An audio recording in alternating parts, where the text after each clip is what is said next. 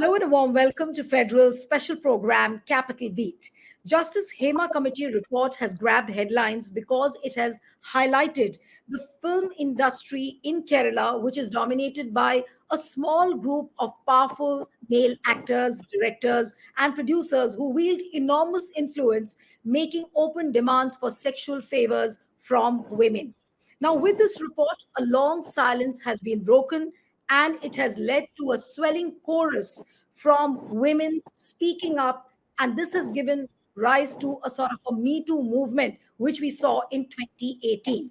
Now, the biggest question is that can it ensure accountability? Because the state government has formed a committee comprising of 7 high-ranking police officials to uh, to look into the revelations of this report. And can it really cleanse the Malayalam film industry? Joining me now is the doyen of the Tamil film industry, actor turned politician, Khushbu Sundar is with us. Thank you so much, Khushbu, for joining. It's wonderful to have you on the program. And my first question to you really is on the Hema Committee report, that do you see this as some kind of a turning point, which I wouldn't say is just restricted to the Malayalam film industry, but otherwise as well? Do you see this as a turning point somewhere? Nilu, Hema Committee was much indeed required at this point because the kind of women who have been coming up with the allegations, and I would say they are just allegations, nothing has proved as yet. So there is inquiry which has been set in, and we need to see how much it is true. But yes, we needed something like this because women who have been suffering for a very long time, and I say that this Hema Commission is should not be, entitled only to cinemas. It should be for everywhere. It should be for every department, every area where women are working, because you find these kind of allegations and people coming up with these kind of, asking for some sexual favors or putting across indecent proposals to various women. It starts with the officials. It starts with IT. It happens in judiciary. It happens in police. It happens everywhere. So we need to understand that why are we focusing only on cinema? Whenever a woman from a different area speaks about being sexually exploited, or she has been asked to, and advances made towards her and asking for sexual favors in return of work or a promotion, we do not make a hulabu about it. It's one day story and it's forgotten. We don't sit and speak about it for weeks together. Cinema, we probably carry on that tagline of being public property. So it's easy for discuss. But this kind of commission is required in every areas where women are working. Khushbu, this report has revealed a sort of a criminal nexus which exists within the Malayalam film industry. And first, I'm going to talk about it, and then we'll diversify into other streams as well. Now, what Hema Committee says is that, a powerful set of actors, producers, and directors, they seek sexual favors. Many times they intimidate women, and the kind of details which have come out, they're really gory. You yourself have been in the film industry, and how much of it is really true, and the kind of reports which have come out, the kind of episodes which have been brought out in the public domain, what do you think is the reality? Is the reality worse than what it is projected in this report? No, definitely not. Because I always say I'm proud to be part of this industry. I grew up in this film industry. I joined the industry when I was just 8 years old. I am 54 today. So I think that this is a beautiful industry to be in. And if the film industry was not just such a beautiful industry, it wouldn't be thriving so much. One dead fish can contaminate the entire pond, is what my theory is. Do not come to a conclusion about my family with one member or two members misbehaving or with a bad reputation. You cannot defame my family. And when I say my family, film fraternity across the border of the states is my fraternity, it's my family. And I personally feel, because I have done films in all the 4 South Indian languages, I've done films in Hindi also. So I feel very closely associated, especially with the South Indian cinema, because this is where uh, I made a mark for myself. I moved to Chennai at a very young age of 16, and I've been here since then. So I wouldn't want people to come to a conclusion and say that this is how the South Indian industry works. No, it does not. I have been discussing this with other people, and I said, in all these years, in these 4 decades in cinema, there's only one incident I have faced where somebody tried to put across an indecent proposal to me, and this was at a very, very early stage of my career before I even came to Tamil cinema. Okay, so but I knew how to put that person in place, and I was just a 16-year-old, but I knew how to put that person in place, and I did it right at that time. I've never No, but spoken about it, but Khushbu, many wouldn't be that kind of brave heart, to face everything and show the people their own place, like what you did. But there are many women, there are many girls who would not gather the courage to speak up. What do they do then? agreed. That is where I say it's the exploitation, because when a woman comes into cinema, and all these cases you see, they're not the current cases. There Hmm. was a time when getting into cinema, for girls especially, getting into cinema was a taboo. They say, अच्छे घराने की लड़कियां cinema में नहीं काम करती हैं. Hmm. This was the attitude. So people, especially women who came into cinema, they had to be of loose character. They had to be somebody who made adjustments, or to climb the ladders or to be successful, she had to be somebody's concubine, or she had to be somebody's, she needs to have a sugar daddy around. That was the concept then. Not today, not anymore. Because the girls who come into cinema, they come from a very, very affluent family, from big families, and they themselves are financially independent, and they themselves are very highly educated girls. Some is a scientist, some is a lawyer, somebody is a doctor, somebody is doing business, an IT business, somebody is economic gold medalist. So you have women from different parts of walks of life coming into cinema today. So I don't think that happens today. Earlier, the girl, probably she's coming, she has a compulsion to be in cinema so that she can make some money. She has a family to look after. She has an ailing mother. She has a father who's not doing anything. So all these issues were there then, that she had to work with compulsion. And at times when these kind of indecent proposals were given, probably that fear was there within them, that I may not get my next film if I refuse to oblige. Right. The fear that she is new, and the person who is actually making an approach is probably a big director or a big producer or a big hero. So the when you look at the levels, the girl is absolutely new, and you are already in a superior position. So that is where you're intimidating the girl, and that is why I say the exploitations might have happened. No, And but these so what? girls who have Right. So from what you're saying, that if the woman or a girl is well connected, she comes from a wealthy family which has a standing, which is well associated with the film industry, apparently that girl wouldn't face too many problems. But if it's a girl from a vulnerable section and who wants to join the film world, apparently she will be exploited more at the hands of these males. Not today. That's what I'm saying. I don't think that happens today. And all these cases you see, they're little old cases, at least 10 to 12 years old. So I think, there has been evolution. People have changed. The industry has changed. The kind of platform we see today in the industry is completely different today. So I think everybody has evolved, and I think the girls are strong enough today to say no. They have learned to say no, and I'm glad they have learned to say no. My sympathies will definitely remain with the girls who probably have been exploited. But I think it's high time women stand up for themselves and learn to say no, because if you say no, nobody can force you. You have to learn to, especially You're if you want to succeed. You're absolutely right that the girls should learn to say no. But the girls, if they say no, what about the male mindset? How much of that male mindset has changed? Because that is my worry. The male upbringing and the manner in which the boys are brought up. Because even if the females' mindset has changed, the males don't seem to be changing. They are always ogling and finding that one opportune moment when they can touch a girl or a woman inappropriately. So, do you think that the male mindset has changed? I would agree that the girls do not find themselves so vulnerable now. But what about the male mindset? Has it changed See, really? see, we are talking about cinema, Nilu. Nobody does it in open, even this kind of an approach, or nobody misbehaves with you in public. So it's within the four walls, behind a closed door. Even these kind of approaches, somebody is actually offering you or asking for sexual favors in return for some work. It is all behind the closed doors. It never happens in public. Very accidentally touching the heroine, it doesn't happen in public. It happens accidentally.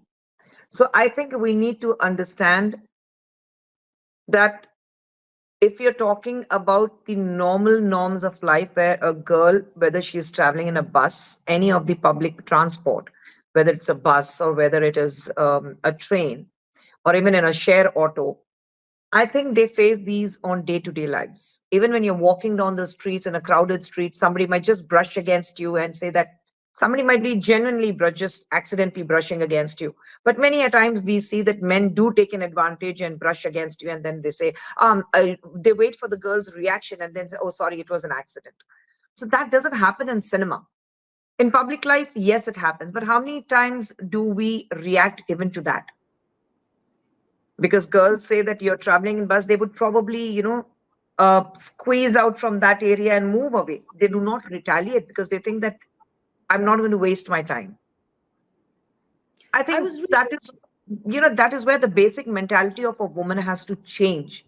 Because if you do not show the right place of a man when he's misbehaving then and there, it gives him that courage, if not with you, then with somebody else. Because if you move away, you cringe and you move away, or you keep quiet, you turn a mute spectator and you don't speak about it, then it gives an encouragement to the man to do it to another woman. No, but Khushbu, there's another aspect of it, of intimidation. Now, like I was reading this report, and there were some details which I read on the news websites where this intimidation aspect works to such a big extent that, say for example, a woman is asked to repeat the kissing scenes many times, and the director or the male actor makes her do it as a way of punishment. That, okay, you went and complained, so now there is a big mafia which is functioning, and that will ensure that you get exploited in many ways. And that is just one example of doing the kissing scene many times. Even if it's a perfect shot, she's made to do it many times. That's what I read. I was reading an editorial where this was mentioned. How far is that true? I mean, how does this intimidation aspect work if you go and make a complaint or lodge a complaint against a very powerful actor or a director or a producer? I don't think that works because you cannot intimidate a person like that. That's what I'm saying. It doesn't happen in from the entire unit. If somebody's trying to say that the director and the actor, whoever is at fault, they are they are in a company hand in glove, that okay, this is what has happened, so you better make her do this. But I don't think that happens in the film industry. And let me tell you again, you always have a choice to say no. So why don't we do that? Yes, that's why I said this exploitation, I won't say exploitation, when sexual favors are asked for in return for some work, and if you're sexually exploited because they realize that you're vulnerable, you have a very vulnerable situation, you have a problem at home, they know very well that you need the job desperately. So when you show the desperation, there are chances, and it's not cinema alone, any which ways. There are chances of women being exploited, but 90% it happens. Whether it happens in cinema, I do not know. I haven't faced it. But, I always say that you always have a choice. You always have a choice. No, but the very fact that this report was, lying untouched, nobody bothered about the report for 5 years. Even the government, sat over that report, and it took so many complaints and so much of nudging after this report became public. What does it really show about the Malayalam film industry and the way the government is handling it now that they have appointed a seven-member team of high-ranking officials, and they will look into the allegations of the report? But what does it show about the current government, where you have a left government, and was it not sensitive to such issues? What was it, hand in gloves? Or the third aspect is that, are they trying to protect the powerful and the mighty?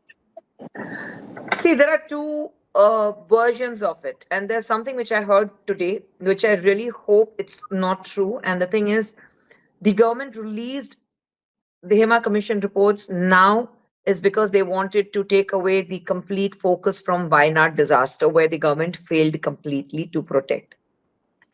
I really want to believe that it's untrue, because you cannot play with women integrity, women's uh, respectability, and women's dignity by making it political in any which ways.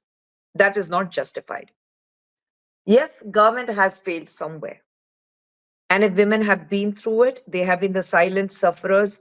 I say that we all have failed somewhere. We were not able to give the confidence to the girl who was subjected to this kind of an harassment and say that we are there, you can reach out to us.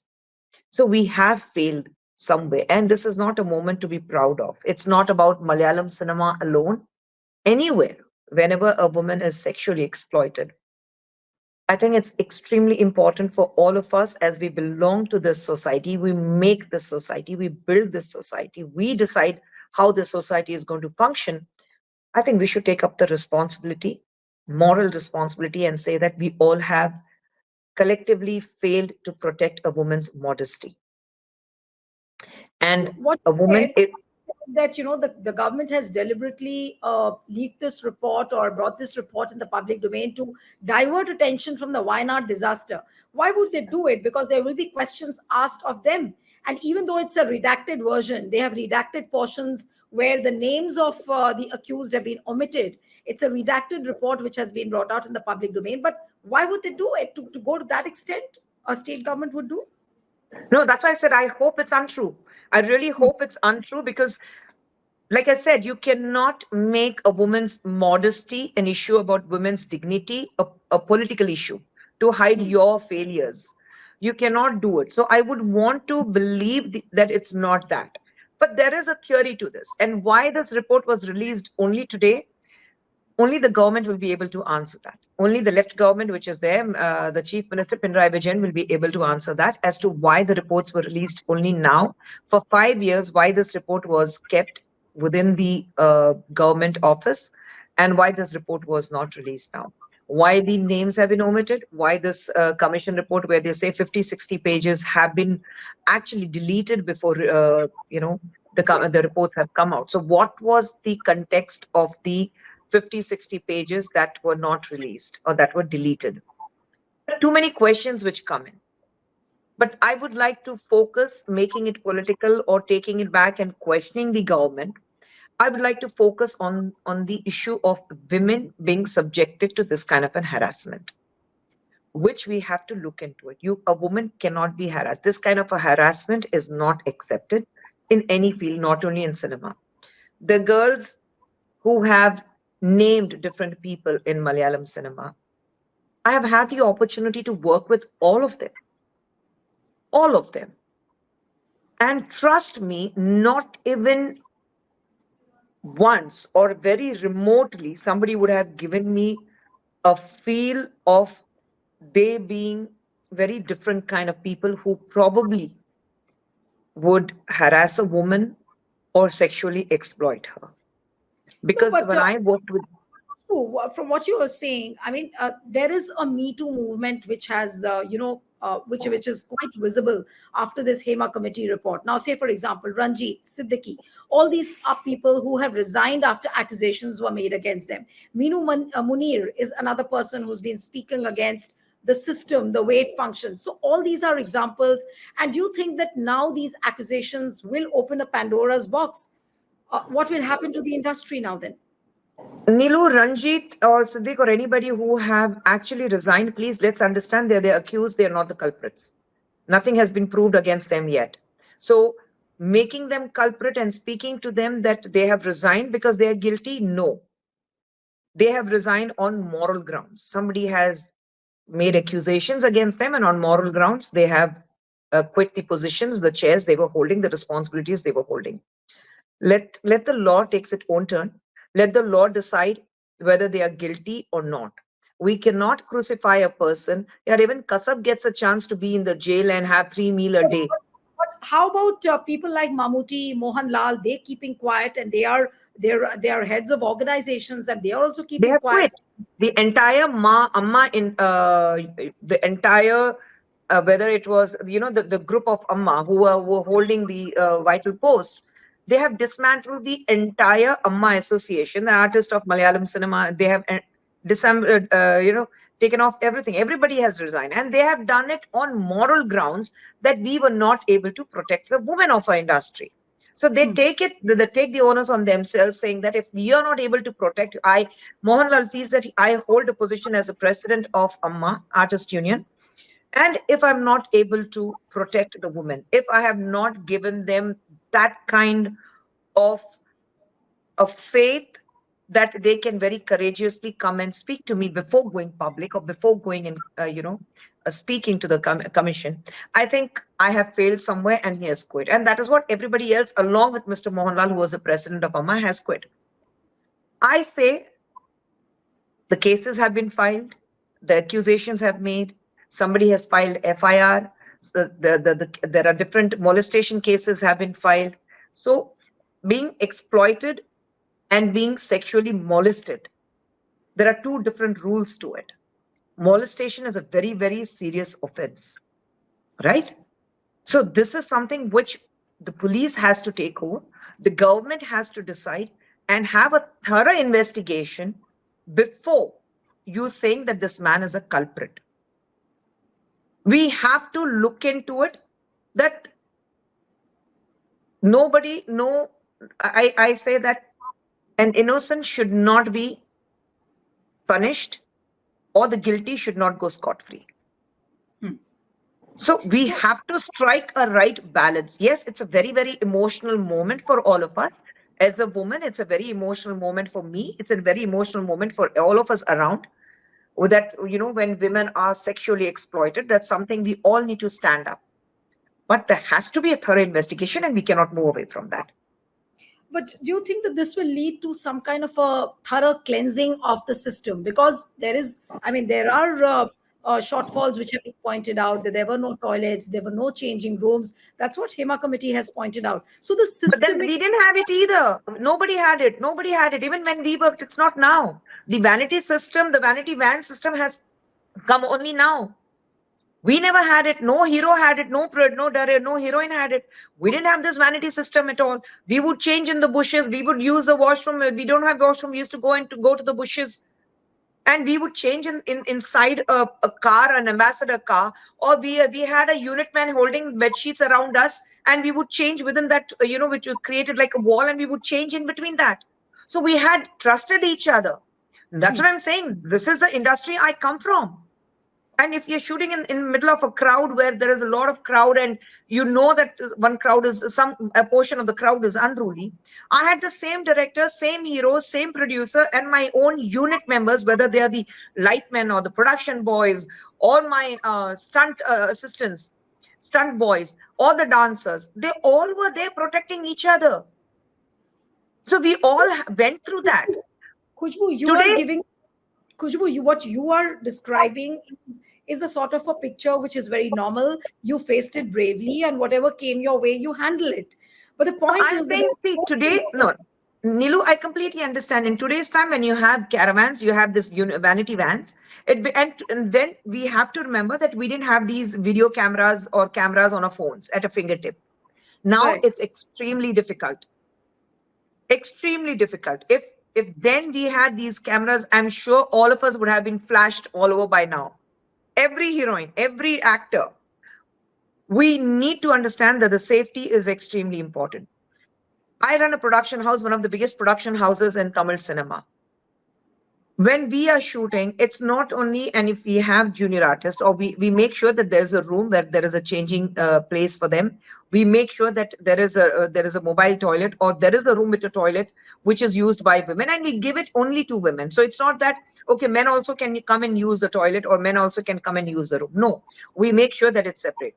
If we are doing a dance sequence, then we have in outdoors or anywhere where we have built a set, and we have caravans, because you don't have accessibility to rooms. So we make sure that we have extra caravans where the girls can come and change, and they can use the washroom.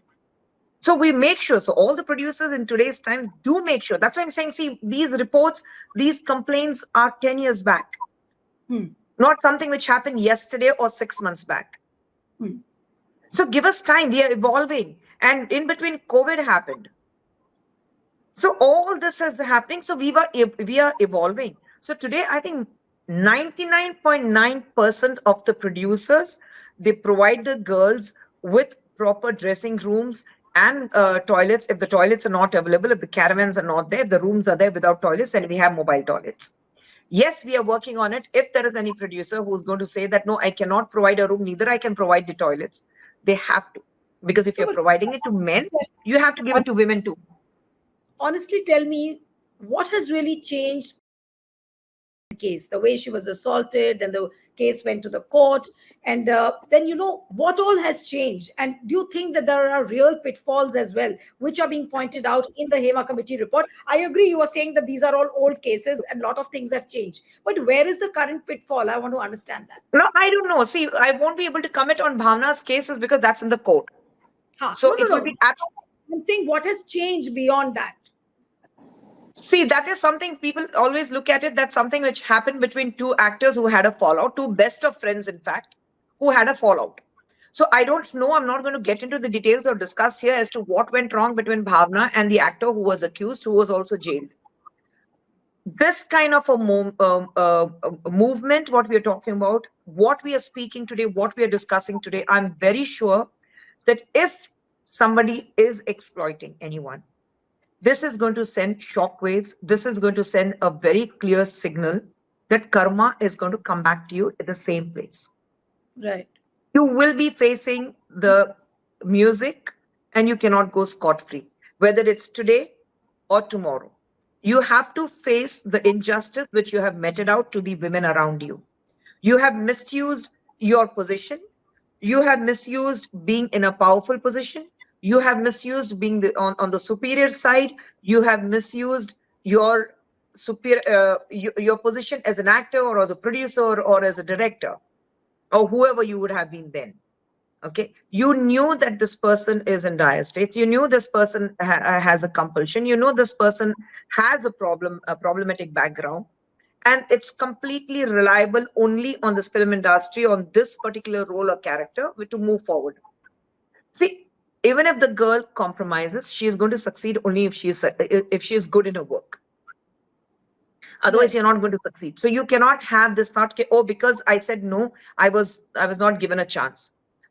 If one person doesn't give you a chance, somebody else would. Nobody is a fool to let go a good actor and say that, okay, just because she's not ready to compromise, I'm going to let go.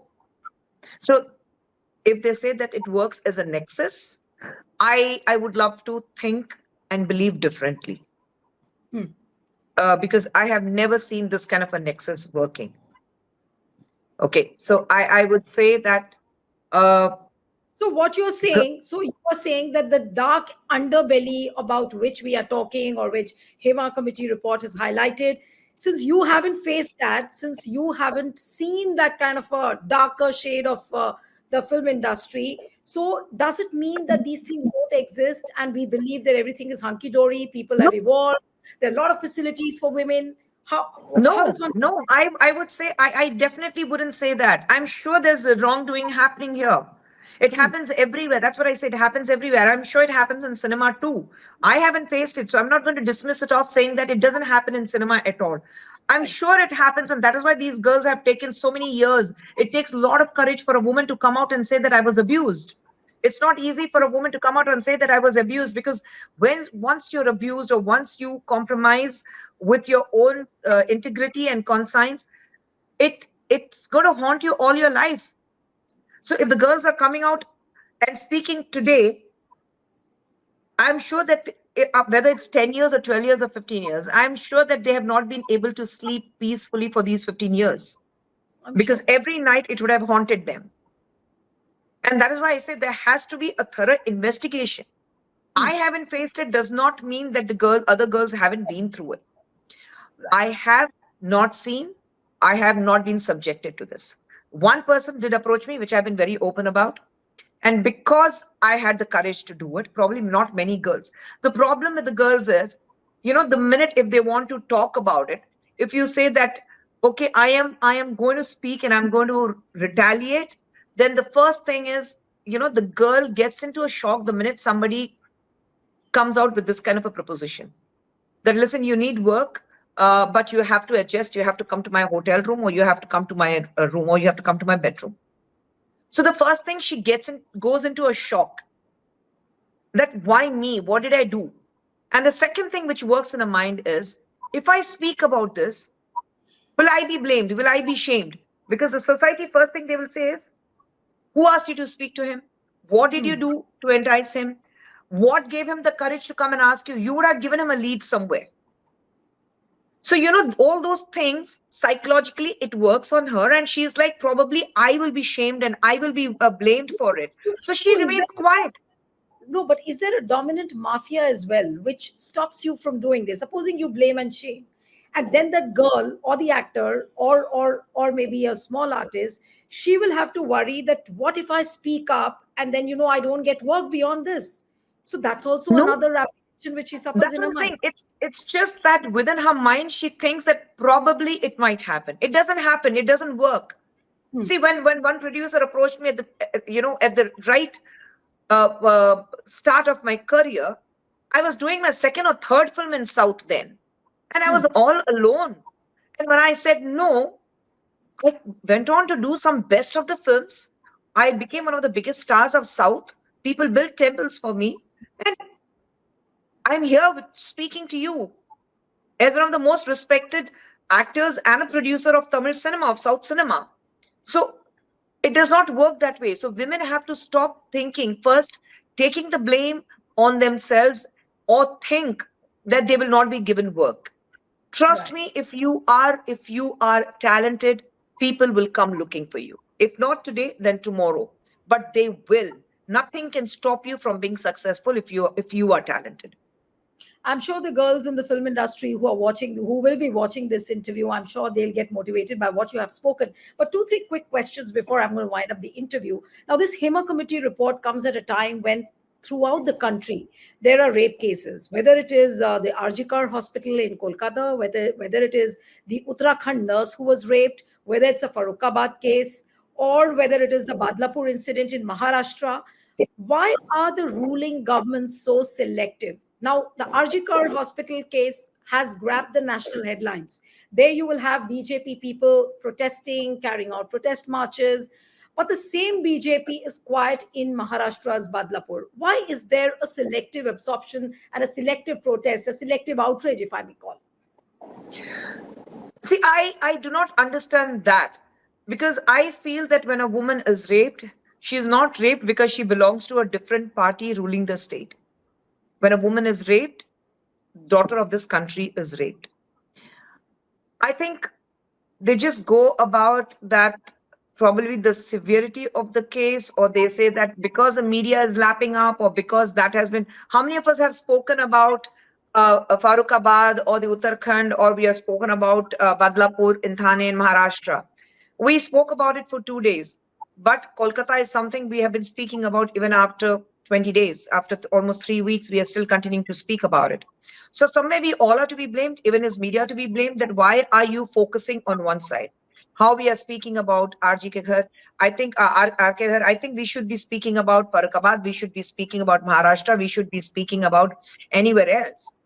So No, but we if you look at cannot. all the channels, if you look at the national TV channels, do they focus on Badlapur? Do they focus on Uttarakhand? No, because there is a BJP government over there. They will not talk about it. No, But but will no, but the talk national TVs, national channels are not owned by BJP.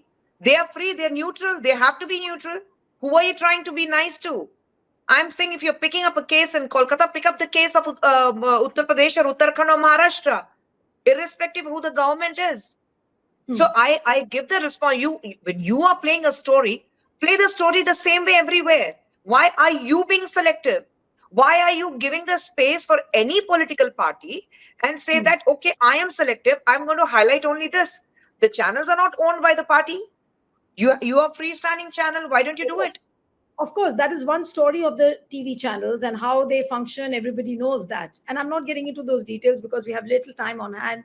But even people from the film industry. Now, say, for example, take the example of Vivek Agnihotri. I saw Vivek Agnihotri speaking at the outside the Arjikar hospital, and he says it's very unfortunate the way the rapes have become a political weapon. But the same Vivek Agnihotri will not speak when he's in Mumbai or when the Badlapur incident happens. He's from the same fraternity. Now, why doesn't he speak? This is what my point is. And that's why Nobody I'm would have questioning. asked him. Nobody would have asked him. Why no press went to Vivek Agnihotri and spoke to him when this Badlapur happened? Why is No, the he was why I'm saying told on. why is the press I'm saying why is the press waiting for Vivek Agnihotri to come to Kolkata and face the press? The same press he spoke to in Kolkata should have taken the mic and shoved at him and said that, boss, what do you have to speak about Badlapur? They could have done that. Why nobody asked him a question about that? So why blame Vivek Agnihotri? He will answer the question which is asked. So the press should have asked him. Like you asking me, I am part of BJP, but you asking me a question. You have the courage to ask me the question, and I have the courage to give it a very honest answer. Why the press who were questioning Vivek Agnihotri, why didn't have the courage to speak to Vivek Agnihotri and speak to him in his house in Mumbai? Why they're waiting for Vivek Agnihotri to come to Kolkata? It's as simple as that. You cannot be selective. Absolutely. No, and I respect the candor with which you are speaking, Khushbu, and I'm delighted that you're answering these questions. But one more question, which really has been disturbing my mind since the time the wrestlers' protest happened. And Brijbhushan Charan is part of BJP. His son was given the ticket. How he sexually, I mean, he harassed and molested the women wrestlers. Everybody knows that. And horrendous details came out how those women wrestlers were harassed. But we did not find the central leadership or the top leadership of BJP speaking up. You had a women and child development minister, Smriti Irani. She never spoke up.